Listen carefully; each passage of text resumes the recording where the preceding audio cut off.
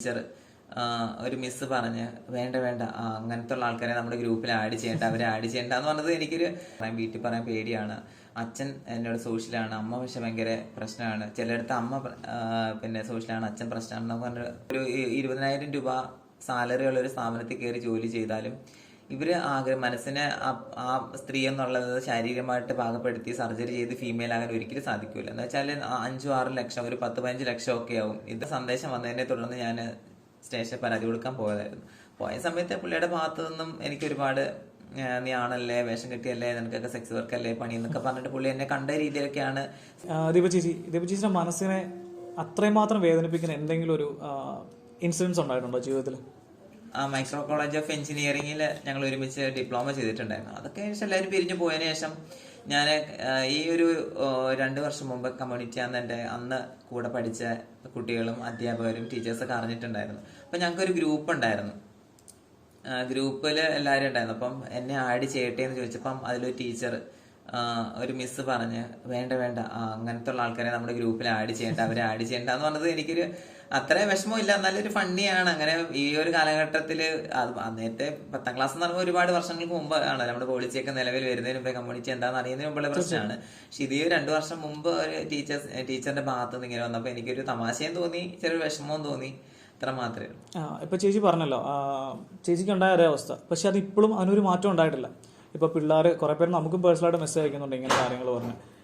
അതായത് ഇപ്പോൾ ടീച്ചേഴ്സ് ഞങ്ങളോട് അങ്ങനെ പറഞ്ഞു ഇങ്ങനെ പറഞ്ഞു, പക്ഷെ ഞങ്ങൾക്ക് ടീച്ചറിനോട് അപ്പം ഞാൻ തിരിച്ച് പ്രതികരിച്ചാൽ എന്താണ് വിഷയം, അല്ലെങ്കിൽ തൊട്ടടുത്തുള്ള പോലീസ് സ്റ്റേഷൻ കൊണ്ട് പരാതി കൊടുക്കുക. പക്ഷേ അങ്ങനെയൊന്നും പറയാൻ പറ്റത്തില്ല. അവർ ഞങ്ങളുടെ സി മാർക്ക് കട്ട് ചെയ്യും, ഞങ്ങളെ വളരെ മോശമായിട്ട് ആൾക്കാരുടെ മുമ്പിൽ ബ്ലെയിം ചെയ്ത് കാണിക്കും എന്നൊക്കെയാണ് പൊതുവെ പറയാറുള്ളത്. അപ്പോൾ ഇപ്പോഴും അതിനൊരു മാറ്റം ഉണ്ടായിട്ടില്ലെന്നാണ് പേഴ്സണൽ എനിക്ക് തോന്നിയിട്ടുള്ളത്. ചേച്ചിക്ക് സത്യം പറഞ്ഞാൽ ഇതിനെക്കുറിച്ച് എന്താണ് ഒരു അഭിപ്രായം പറയാനുള്ളത്? മാറ്റങ്ങൾ ഉണ്ടായിട്ടുണ്ടോ എന്ന് വെച്ച് കഴിഞ്ഞാൽ ഒരുപാട് മാറ്റങ്ങൾ ഉണ്ടായിട്ടുണ്ട്. ഇപ്പം ഈ സ്കൂളിലെ ടീച്ചേഴ്സിന്റെ ഭാഗത്തു നിന്നുള്ള പ്രശ്നങ്ങളല്ലാതെ തന്നെ പൊതുസമൂഹത്തിലൊക്കെ ഒരുപാട് സോഷ്യൽ മീഡിയയിലൂടെ ഒക്കെ മാറ്റങ്ങൾ വന്നിട്ടുണ്ട്. അപ്പം അതിലൊരു പാർട്ടാണ് സ്കൂളിൽ വിദ്യാഭ്യാസം. ആ കാലഘട്ടത്തിൽ കുട്ടികളുടെ മനസ്സിൽ ഇങ്ങനെ ഒരു പ്രശ്നമുള്ളത് അധ്യാപകരോടോ അല്ലെങ്കിൽ പിന്നെ വീട്ടിലുള്ളവരോടോ തുറന്നു പറയുന്നതുകൊണ്ട് പറയാത്തതുകൊണ്ട്.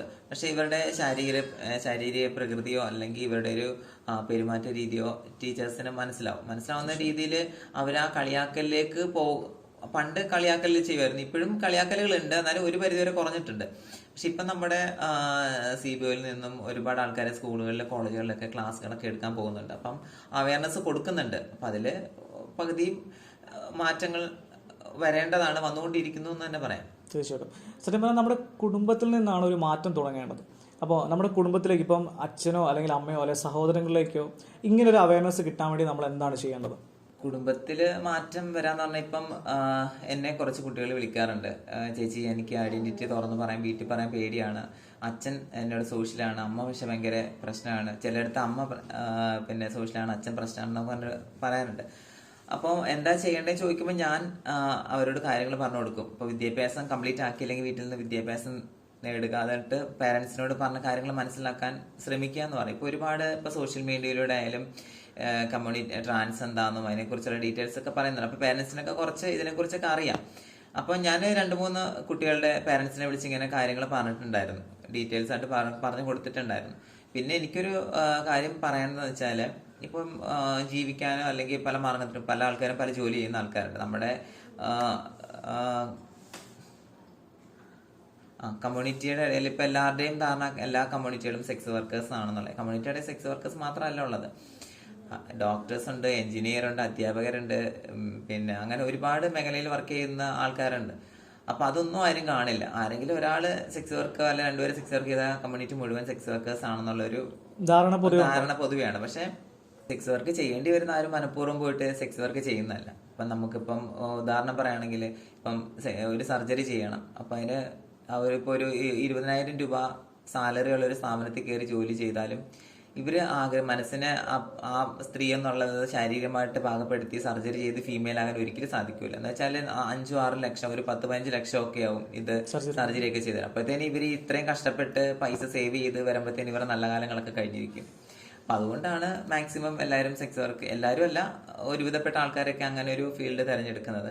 പിന്നെ ഒരു പരിധി വരെ ഇത് കുറയ്ക്കാനൊക്കെ സാധിക്കും. കാരണം ഇപ്പം ഒരു കമ്മ്യൂണിറ്റി ഒരു വ്യക്തി ഞാൻ അവരുടെ വീട്ടിൽ തുറന്ന് പറയാണ്, ഞാൻ ഇങ്ങനെ ഒരു ട്രാൻസ് കമ്മ്യൂണിറ്റി പെട്ട ആളാണെന്ന് തുറന്നു പറയുമ്പോഴത്തേന് ഇവരെ അടിക്കുക, ഹോസ്പിറ്റലിൽ കൊണ്ടുപോവുക, ട്രീറ്റ്മെന്റ് ചെയ്യുക, അല്ലെങ്കിൽ വീട്ടിൽ നിന്ന് പുറത്താക്കുക. ആ ചെയ്യുന്ന സമയം കൊണ്ട് ഒരു കുട്ടി ഇങ്ങനെ തുറന്നു പറയുമ്പം അവരെ നെഞ്ചോട് ചേർത്ത് അവർക്ക് വേണ്ട കാര്യങ്ങളൊക്കെ ചെയ്തു കൊടുക്കുക, വിദ്യാഭ്യാസം ചെയ്യുക. പുറത്തു പോകുമ്പോഴാണല്ലോ മറ്റുള്ളവരുടെ കളിയാക്കലുകൾക്കൊക്കെ നേരിടേണ്ടി വരുന്നത്. അപ്പൊ സ്വന്തം വീട്ടിൽ ആ കുട്ടിയെ ചേർത്ത് പിടിച്ച് അവർക്ക് വിദ്യാഭ്യാസവും അവർക്ക് വേണ്ടുന്ന കാര്യങ്ങൾ ചെയ്തു കൊടുത്തു കഴിഞ്ഞാൽ, അതുപോലെ ഓരോ ഫാമിലിയിലും ഇങ്ങനെ ചെയ്യാമെങ്കിൽ ഒരു പരിധി വരെ അതൊക്കെ കുറയ്ക്കാൻ സാധിക്കുമെന്നാണ് എനിക്ക് തോന്നുന്നത്. ഓക്കെ, ആക്ച്വലി ദീപ ചേച്ചി ഒരു 1.5 വർഷത്തിന് മുമ്പ് വളരെ ബോൾഡായിട്ട് ഞാൻ നോക്കിയപ്പോൾ തന്നെ, ഞാൻ സോഷ്യൽ മീഡിയയുടെ ഒരു ലൈവാണ് കാണുന്നത്, വളരെ ബോൾഡായിട്ട് ഒരു പോലീസുകാരനെതിരെ നീ അങ്ങനെ പറഞ്ഞില്ലേ എന്ന് ചോദിച്ച് കൈ കൊണ്ട് ചോദിച്ച് അവിടെ ഒരു വിപ്ലവം സൃഷ്ടിച്ച് ഞാൻ എന്താ പറയുക ചെയ്തത് ശരിയാണ്, ഞാനൊരു പരാതി നൽകാൻ വേണ്ടി വന്നത്, പക്ഷെ എനിക്ക് ആ പരാതിക്ക് നീതി കിട്ടിയില്ല എന്നതിൻ്റെ പേരിൽ ചേച്ചി അവിടുന്ന് പോരാടി. ആ ഒരു ഒറ്റയാൾ പോരാട്ടം വളരെയധികം സോഷ്യൽ മീഡിയ കയ്യിലെടുത്തായിരുന്നു. അപ്പോൾ അതിനുശേഷമാണ് ഞാൻ ചേച്ചിനെ കുറച്ചും കൂടെ കാണാനായിട്ടും അല്ലെങ്കിൽ ചേച്ചി എന്താണെന്നുള്ള കാര്യം കൂടുതലായിട്ട് മനസ്സിലാക്കാൻ വേണ്ടി ശ്രമിച്ചത്. അപ്പം ഇങ്ങനൊരു പോരാട്ടത്തിന് വേണ്ടി ചേച്ചി എടുത്ത ആ ഒരു ധൈര്യം ഉണ്ടല്ലോ, അതിനെക്കുറിച്ച് ചേച്ചിക്ക് എന്താണ് ഇപ്പോൾ പറയാനുള്ളത്? അതിന് തെറ്റ് ചെയ്തവർ ശിക്ഷിക്കപ്പെടണം. ഇപ്പൊ ഞാനിപ്പം തെറ്റ് ചെയ്താലും ശിക്ഷിക്കപ്പെടണം എന്നാണ് ഞാൻ വിചാരിക്കുന്നത്. ഞാൻ അറിഞ്ഞുകൊണ്ടൊന്നും ഒരാളെയും വേദനിപ്പിക്കാൻ ഞാൻ ഇതുവരെ പോയിട്ടില്ല. ഞാനൊരു ഇപ്പം നല്ല ഒരു കാലി മന്ദമുള്ളവൻ 2 കാലി മന്ദമുള്ളവനെ കളിയാക്കെന്ന് പറഞ്ഞുകൊണ്ട് ഞാൻ എൻ്റെ അറിവിൽ ഞാൻ ആരെയും ഉപദ്രവിച്ചിട്ടില്ല ഇതുവരെ. ഒരു തെറ്റ് അറിഞ്ഞുകൊണ്ട് ചെയ്തിട്ടില്ല.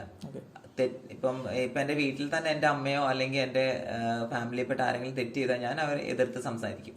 അതുപോലെ തന്നെ ഞാൻ എനിക്ക് ഫോൺ പറഞ്ഞിട്ടുണ്ട്, പറഞ്ഞിട്ടുണ്ട് എൻ്റെ ഫോണിലൊരു വൃത്തിയായിട്ടൊരു സന്ദേശം വന്നതിനെ തുടർന്ന് ഞാൻ സ്റ്റേഷനിൽ പരാതി കൊടുക്കാൻ പോയ സമയത്ത് പുള്ളിയുടെ ഭാഗത്തു നിന്നും എനിക്ക് ഒരുപാട് നീ ആണല്ലേ, വേഷം കെട്ടിയല്ലേ, നിനക്കൊക്കെ സെക്സ് വർക്കല്ലേ പണി എന്നൊക്കെ പറഞ്ഞിട്ട് പുള്ളി എന്നെ കണ്ട രീതിയിലൊക്കെയാണ് സംസാരിക്കുന്നത്. ഞാൻ ആദ്യമായിട്ടാണ് CIA അവിടെ വന്ന പുള്ളി ആദ്യമായിട്ടാണ് കാണുന്നത് തന്നെ.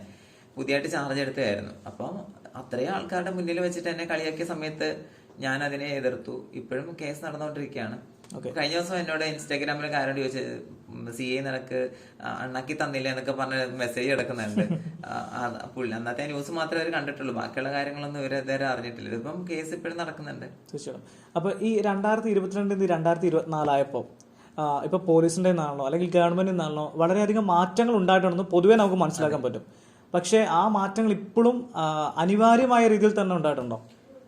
മാറ്റങ്ങൾ അനിവാര്യമായി തന്നെ ഉണ്ടായിട്ടുണ്ടോന്ന് ചോദിച്ചാൽ മാറ്റങ്ങൾ ഒരു പകുതി വരെ മാറ്റങ്ങൾ ഇതുവരെ മാറിയിട്ടുള്ളതെന്ന് തന്നെ പറയുന്നുള്ളൂ. ഇപ്പം ഏറ്റവും കൂടുതൽ ഇപ്പോൾ നിയമപാലകർക്ക് വേണം ഏറ്റവും കൂടുതൽ അവയർനെസ് കൊടുക്കേണ്ടത്. ഇപ്പം കോഴിക്കോട് ജില്ലയിലായാലും പല ജില്ലകളിലും പോലീസിന്റെ ഭാഗത്തുനിന്ന് ഇപ്പം നീതി കറക്റ്റായിട്ട് കിട്ടുന്നില്ല. അപ്പം നമ്മളൊരു പരാതി കൊടുത്താലോ അല്ലെങ്കിൽ ഇപ്പം സാധാരണ ഇപ്പം നമുക്ക് എന്തെങ്കിലും ടൗണിൽ പോകുന്ന സമയത്തോ അല്ലെങ്കിൽ പല ആൾക്കാർ, ഞാൻ വീഡിയോസിലൊക്കെ കണ്ടിട്ടുണ്ട്, പല ആൾക്കാരുടെ ഭാഗത്തുനിന്നും പ്രശ്നങ്ങൾ ഉണ്ടായ സമയത്ത് സ്റ്റേഷൻ ചെല്ലുമ്പോൾ നമ്മളെ ഒരു കുറ്റക്കാരായിട്ട് ചിത്രീകരിക്കുന്നതാണ് അവർ ഇപ്പോഴും തുടർന്നുകൊണ്ടിരിക്കുന്നത്.